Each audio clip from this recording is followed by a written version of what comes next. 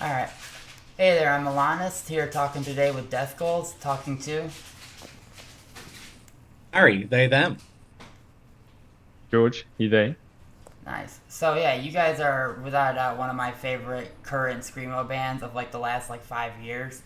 Cause your album like The Horrible and the Miserable was my 2021 favorite like album of the year. Like Oh absolutely, yeah. like blew me away when I first heard it. I found it on Rate Your Music one day and was just like, oh, like this, Mhm. the album artwork jumped up and got me. The name got me, and I was like, The all best right. place to find any music. It really Yeah. is. Like, it's by far the Yeah. greatest resource to find any form of music, in my opinion. Like, Mhm. is it a little over nerdy? Yeah. Do they get lost in the weeds? A bit. But it's pretty great. And I was like listening to it, and I'm like, man, this is this is great. Like, it has so many different styles and flair on it, and there's so much like layers and textures to it. Like, it's not just doesn't feel like there's one sound. It seems like there's a lot of like Mhm. different styles and visions going into it. Like a song Thank like you. "Okay Sad" and "Car Crash Romance" are very similar, like in terms of feeling, but sonically they come from different approaches. What was the Mhm. process with like coming up with that album? Most of the album was written obviously during like lockdown and COVID and stuff, and Mhm. I formed this band in 2017. George had just sort of joined, and then we went into COVID. Yeah. Um, I had never wanted to write an album. I always thought that was not my bag, and George was like, "You try and write an album, just try." So we wrote it, and yeah, we just pulled a lot of stuff together. It was a lot of me trying to find ways of writing songs that I didn't find boring and Mhm. explored what I wanted to explore. Like I hate albums that become one note. That like if you aren't Mhm. paying attention, they like, oh, what am I still on the same song? Oh, it's been like 8 songs. Like that's not for me, and that's for many bands and many other things that works if you've got a very solid style or a really solid like Mhm. sound that you do. That's awesome. That's never really been mine and George's sort of thing. So Yeah. spending a lot of time trying to go like, well, we started like 5 songs in that way of doing an intro. Let's do a different Yeah. type of intro. Let's do a different type of ending. And like, I think we've only continued that process on Yeah. subsequent albums and subsequent releases, is trying not to repeat ourselves too much. Yeah. And It's I easy think to as well, like, do. yeah, yeah. And I think as well, with it being the first record, I was very much new into the band, and we spent most of the time sending the ideas back and forth via Facebook Messenger. Like we had such a almost so much space to explore because we were exploring the writing side of it, we were exploring how to even make this album in the confinements that we had, how we even make an album together. And so I think a lot of the ideas came from the limitless availability of trying new things. No one was expecting a particular sound. No one's, and I think that that's again almost to what you were saying, Harry. I think that's something that we've really tried to keep for everything we've done afterwards, which is, no one is expecting a particular sound, and that's amazing because it means that we can just do whatever we want to do and we can try things and there are things from horrible which are still part of the DNA of Death Goals, and there are things, there will continue to be things from every release that become this crazy thing of Death Goals and the things that we are identified by. And I think that's awesome. And that wouldn't have happened if it wasn't for the process that we had to go through to make Horrible in the first place. Yeah, and like that definitely like leads like because right now the world of screamo there's a lot of like sonic variation in terms of like different Hmm. styles kind of coming together. Like there's no kind of there's no monoculture for screamo. So having an album like that that blends all these different styles together, like there's some of these songs that on there like that could easily fit into like on like an emo violence style record or like even like or something more contemporary like that middle period of like the 2010s. And then you went Yeah. on with Garden of Dead Flowers, kind of like a deeper evolution of that sound, and like a lot of the lyrical concepts from the Horrible and the Miserable kept going forward onto Garden of Dead Flowers. what kind of inspiration did you have when you went from going from Horrible and Miserable to Garden for Dead Flowers? I think that one of the biggest things, if we look at Horrible, I mean, the lyrics and the things we spoke about in Horrible are very poignant, very important to us. But if you kind of almost look at Horrible as the instrumental Death Girl was finding out what we could do, then I think Garden was the not just the lyrical, but more of the emotional side of us working out. The DNA of how we wrote the songs was always there, but I think we really took a lot more time to explore the concept behind a track, and we took a lot more time to explore how the song would resonate with us as well as resonate with other people. And I think that was we spent we had a lot more time, almost I could say, with Garden, and we spent a lot of really intricate moments of sitting down and just saying, what's the title of the album, and what does the title of the album actually mean, and what do these songs actually mean, and exploring it through that way, which I think made a lot more of a connection between how we express ourselves through that album. I don't know if you agree on that one. Yeah, I think it became a more personal album. It became more varied in emotion, less just rage and misery and content, and more like songs of hope and songs of more exact political focus instead of just angry. It's like, here's a specific thing we are angry about, and a real our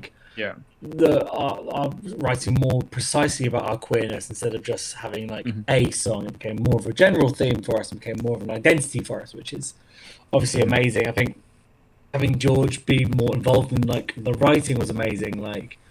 That meant the songs became more varied, and for better or for worse in some cases. I've said it before, I have a very different relationship with that album now than I did when it first came out. There's things I think I would have done really differently. But I'm still really proud of that album. I still love those songs, and albums meant that we've been able to do some amazing tours, and we've met some amazing people and do amazing things. But I think that album was a process of exploring our songwriting capabilities, and I think we've really, especially in recent months and these past years post-release, we've really amped up our songwriting. That's a massive thing we've went into. We've wanted to become better songwriters, more focus on melody and actual songwriting instead of just going okay, we've run out of ideas, we'll throw a couple riffs in here like this, and we'll do a song kind of like this. We really wanted to focus on that, and especially looking to the future. Yeah, so with looking to the future, the most recent release, I think officially, is the Dreamwell split you did. How did that collaboration come about? We'd been speaking on and off through Instagram DMs with Dreamwell for a bit. And they were obviously signed to Prosthetic like us, so we thought it'd be a nice... I also wanted to do a split for ages. We'd done 2 albums. I liked doing EPs and stuff, and I've been listening to a lot of Full of Hell and how many EPs and splits and things they do, and I was I've written stuff that I was this is cool, but I don't really know if I want to put this on a feature release or an album. So I was let's ask them. There's no harm in asking. And so they were super down. So it just came out super easy like that. It was fucking awesome to do something with Dreamwell. I really want to do more splits and things like that in the future. I think that's a really 100%. Fun collaborative thing to do. I want to do more projects like that. I love working with different bands and different voices, getting different people on songs. I think that's not done often enough, especially within Screamo, where there's so much collaborative done. I really want to get back into doing that in Screamo stuff. Just a pitch for an idea of a band to try and get a split with. A band I know you've done some work with in the past. Try to get Algae Bloom to do a split with you guys. I think that would be really well. Yeah. I don't know if they're too keen on making new music right now, but it wouldn't hurt. I see them every so often when we're in Bristol. They're always bumming about. So yeah. Maybe They're- next time, Yeah. corner them and try and have a word with them.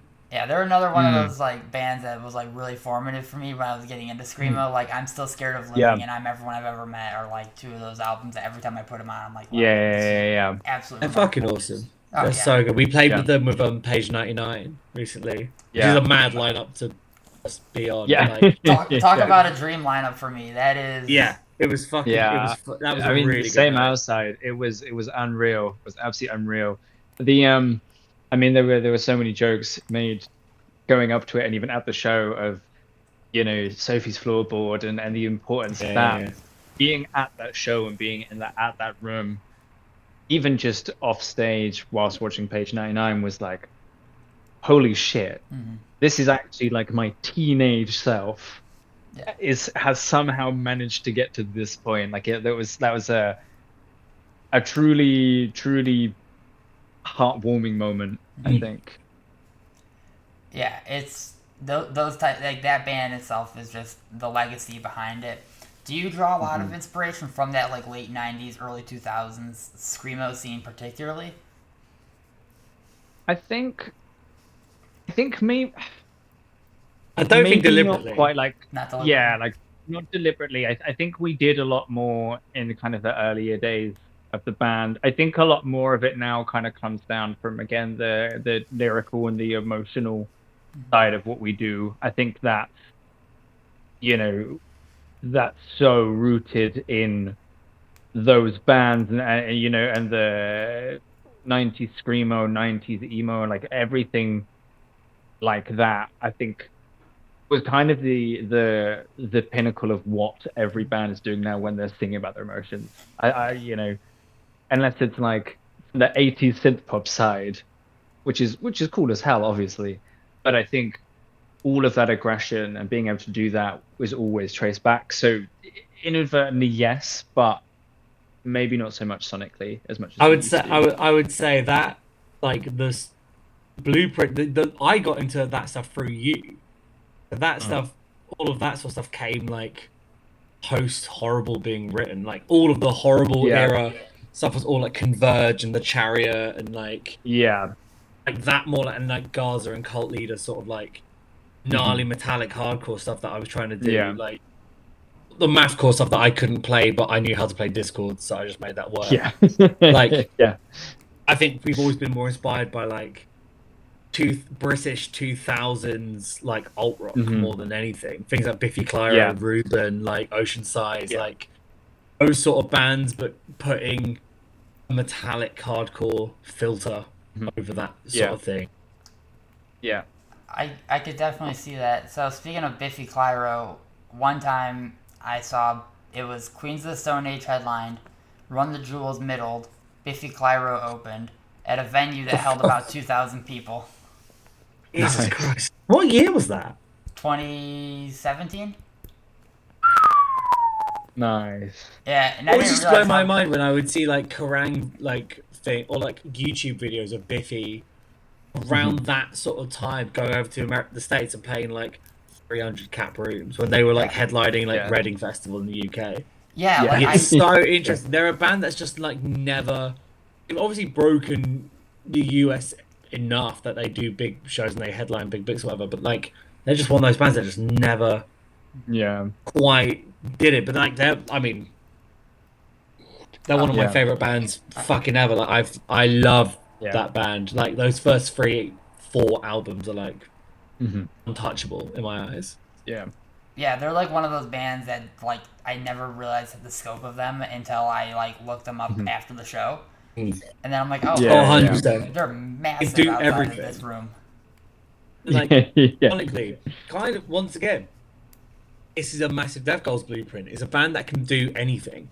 They can do an acoustic ballad that is massive on the radio charts, and then they can have a 9-minute long, like, thundering epic with horns and screeches, or like a weird a cappella interlude. Like, that band can do anything, and that is something we both want Death Goals to be able to do.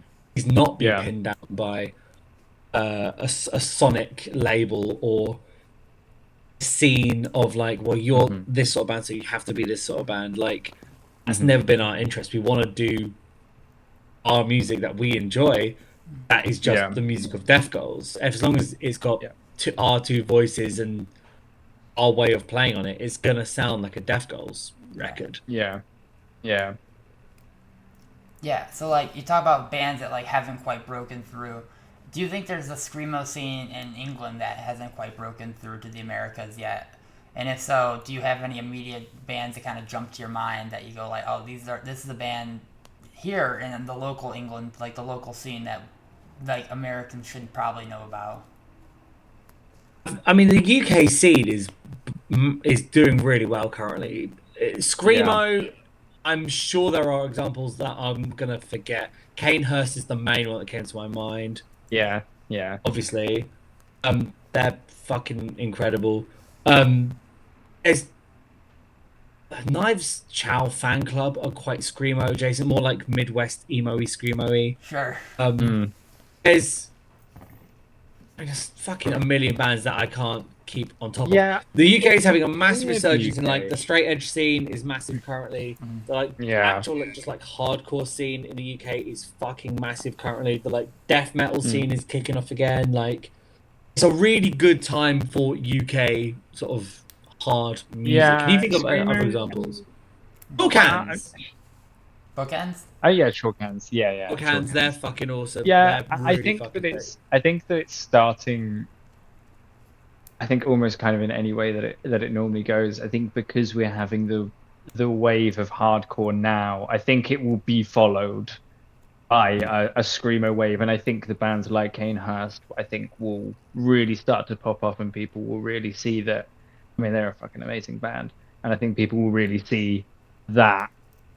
But right now, it's just there's not really enough bands to be able to quantify it and say, oh, there's a scene emerging in a particular place. In case you Like small leave, crops. they're another good example Yeah, as well. in case you leave. Yeah. It's coming on though. It's definitely coming on. I think what the UK has more than anything else is kind of like a level of screamo bands that when the screamo scene was really popping off a few years ago, they were all the massive bands, and they kind of remain those massive bands in the screamo scene until that then comes back around again. And they're normally the bands that can play on the more versatile lineups as well, like Algae Bloom, like Katie, like Punch On, Katie. where there's more variation. And I think that's pretty much where we sit and have sat. You know, when we started playing shows, we played with a lot of hardcore bands, and we don't really play with a lot of hardcore bands now because we're kind of we're not hardcore enough for the hardcore bands, but that we don't sit in anywhere in particular, so we can be everywhere, which I think has been really beneficial for us, being able to share lineups with weird bands, with cool bands, and that's kind of, it goes back again to what we were saying about the sound of the band. You know, there's no point pigeonholing who we could share a lineup with. There's no point pigeonholing what we sound like. Like we're gonna do what we want to do, and we're going to try doing things that other people aren't doing because it's fun. At the end of the day, we'd rather be the band that's trying to push the limit with things than stick to a status quo that is expected within what people are doing, because we've been doing it for the last 4 or 5 years, however long that I've now been in this band, and it's been going pretty damn well so far. Yeah. I mean, I would definitely agree with that. So earlier you talked about like writing lyrics about like your emotional state and like what your personal feelings are. A lot of your songs focus around the concepts of queerness and themes of like what it's like to live as a queer person in society. How do you feel that messaging has evolved over time? And like because it feels like this is more of a time for where this type of voice is more maybe needed than before. Yeah, definitely, and I think that's been the case throughout the entire messaging. When we wrote Helen Keller, it was because the first wave of Trump's presidency was terrifying, and they were talking about bringing back, as I'm sure as an American you very much know, my lovely, like they were talking about coming back to conversion camps and all this sort of stuff. I was like, well, that's fucking horrifying. But at least it can't get worse. And then second album, it got worse. And It got so worse. Year of the Guillotine Yeah. got written, and we wrote Yeah. those sort of things. And then the world is currently looking is utterly terrifying for everyone. Yeah. Especially queer people, especially people of color, especially people of all minority groups and forms. Anyone who isn't a cis, white, seemingly billionaire. We're all fucked. But that's why the voices are important. That's why voices shouldn't just be looking out for their communities. We're at every show trying to not just speak about for queer people, but trying to help and raise the voices of people of color, people of all minority groups, femme-presenting people, all targets. They're not just coming for trans people; they're coming for fucking all of us, and we need to have that solidarity and that community built. We need to stop the infighting on the left and actually fucking mobilize, because all the infighting just means we're just scrambled. We need to not be scrambled. Look at the ice riots. A community band together, they can fucking move mountains. We need to move mountains. It's more important than ever. If you have a platform and you're not using it, you're wasting everyone's breath. Like, use your platform, use your voice, make use of your privilege if you have some. The world's falling apart. Take a fucking stand. Yeah, absolutely. And because like one of the things I like about the style of like queer writing that you invoke is like you don't shy away from the fact that there are miserable components to it, that it isn't just always a happy road to go down, but it's better to exist truthfully and honest with yourself and with your community than to repress it or hide it away, even if it does mean going through the adversity and the struggles of it. So I very much appreciate that aspect of the writing, instead of trying to, hide it behind like the flower, like, oh, it's all great, it's all wonderful. It's very, it feels very rooted in realistic, like, hey, you're not always going to be happy that life is this way, but you will be living better for accepting it and being part of this and fighting. 100%. 100%. That is beautifully put. Oh, thank you. Yeah. And I think as well, like, we are living the life. It's our existence, and there are songs that we have like Anzi, which is the nice side of it, and we want to explore that nice side of it. But unfortunately, because of how the world is at the moment, most of it is fucking bleak. Right. And it would be also hollow. It would be hollow of us to be. Yeah. It's all sunshine and rainbows. Like, we're not going to be dropping a fucking pop punk like the summer is here, everyone's having fun. Like anthem anytime soon. Like, well, we might. That would just ring hollow and with what we're seeing in our beliefs. Yeah, that's the one thing we're not doing. No, okay. Here's what you do: you rebrand as a second band called Goals Achieved, and you're just like all sunshines and rainbows, Beach Boys, Baroque pop. Just form life goals. Sorted. Hey, then we can do the real. Then tour as a package, breaking double the money, baby. No, the real power move is release Death Goals and Life Goals as a split. Two separate bands on one label, get two different deals to pay for the same split, very and then release good. them as singles. That way you can sell the same song 6 times. That's perfect. Fucking genius. And then that way you can still double bill yourself. I'll be right back. I just need to write 2 songs. I feel like John Lennon just rolled over in his grave hearing that. It's like, what do you mean you're selling the same song 6 times? Let him roll. Let him fucking spin. Yeah, like, so, right now, like, we talked about earlier from, like, of those, like, heavier themes, and you said, like, Garden is a bit more optimistic of an album of Horrible to Miserable. Do you think the next release is going to continue that trend?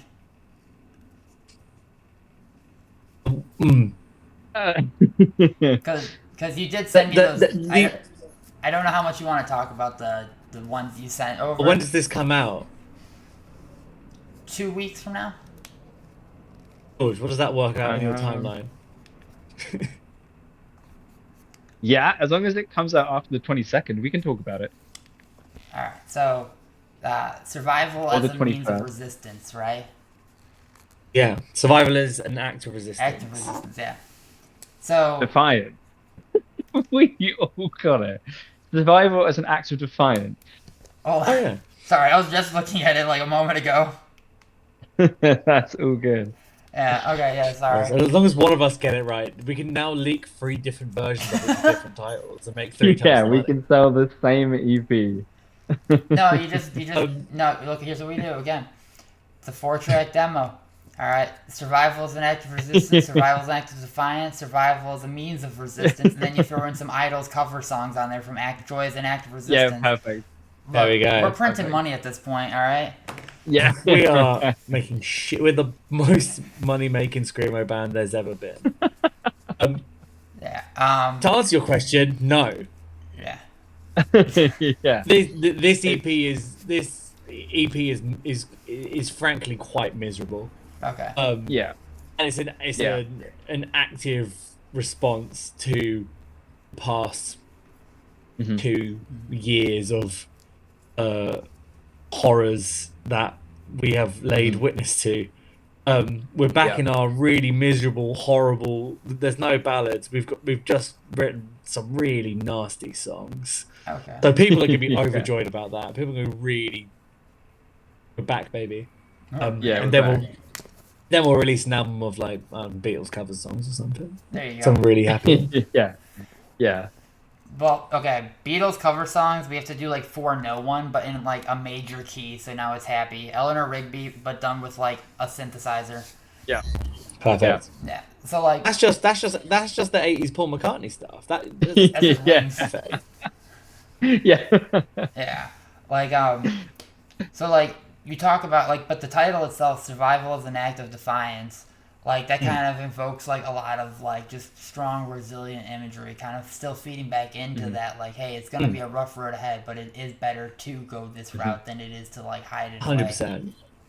Yeah. 100%. That was the sort of like what George was saying about Garden, like talking about titles and what is the message of this release and what are we hoping to achieve in this, and it was to highlight the increasing troubles we as a queer community are facing and that other minorities are facing. This EP is for everyone. All minority groups can, I'm sure, Yeah. relate to something in this Mhm. 4-5 track horrible release. But we wanted like the final track, the whole thing is living through hate, like is surviving, is our existence despite what everyone has tried isn't up for debate. We are here, we're not going anywhere, we've always been here. That is the through line. Yeah. We're constantly plodding on, but we keep getting back up, we keep getting back stronger, we've got more fight in us every day. We need to keep that up. Yeah, so it's a great positive note to leave on, but with one final question, what would be the Death Goal song that you're most proud of at this moment? Oh, that's a fucking awesome question. Honestly, for me personally, I'd probably say a different type of headache. Okay. I think that a different type of headache has really it's now like a proper staple within our sets, and I think the way that we've developed with the song and the way that we've kind of changed it and tweaked it as the way that we play it over time has been a really nice way. It's like a nice way to reflect on kind of how Death Goals has changed and adapted and how we've changed things over time. You know, I've not really I love playing all the songs, but especially with that one, and it's also the one that I listen to the most outside of us actually like playing the songs. It's on your playlist, and when it comes on, you're like, oh, who wrote this? Yeah, I'm Who's like, got the chops? Fuck, who did this? That's fucking jokes. It's a really hard question to answer because I'm fond of them all. I would say Fake Smiles and Nervous Laughter because that's a song that I wrote being like, this is leaps and bounds more complicated than what we've usually written. It feels like more of an actual song, apart from like 4 discords and like wee woo blast beats, Yeah. which is once again trying to push our songwriting and trying to push us to a better form.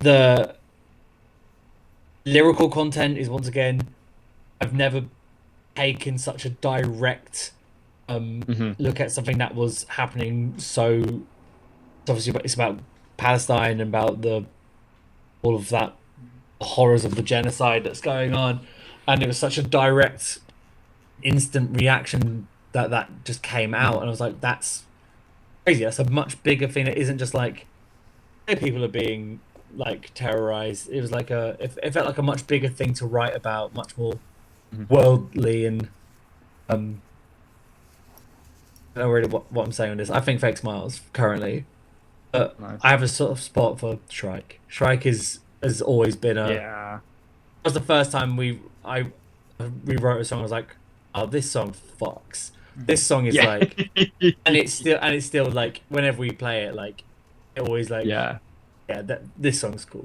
We wrote a good one there. So yeah, I would say if I can have 2, I would have those 2. All right. Well, hey, thank you very much, and I appreciate you guys talking today.